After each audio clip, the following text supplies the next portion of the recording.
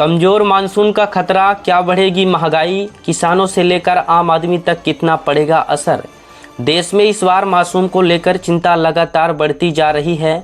मौसम विभाग के शुरुआती आकलन ने किसानों के साथ साथ आम लोगों की भी धड़कनें बढ़ा दी है। जून में सामान्य से काफ़ी कम बारिश दर्ज होने के बाद अब जुलाई में भी सामान्य से कम वर्षा की आशंका जताई गई है। ऐसे में बड़ा सवाल यह है कि क्या कमज़ोर मानसून देश की अर्थव्यवस्था पर भारी पड़ेगा और क्या आम आदमी को महंगाई की नई मार झेलनी पड़ेगी।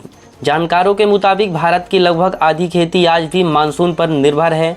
यदि जुलाई में पर्याप्त बारिश नहीं होती है तो धान, मक्का, सोयाबीन, कपास और दालों जैसी खरीफ फसलों की बुवाई प्रभावित हो सकती है। खेतों में नमी कम होने से किसानों की सिंचाई लागत बढ़ेगी और कई इलाकों में दोबारा बुवाई की नौबत भी आ सकती है। यही वजह है कि कृषि विशेषज्ञ लगातार मौसम की स्थिति पर नज़र बनाए हुए हैं। कम बारिश का असर सिर्फ खेतों तक सीमित नहीं रहेगा।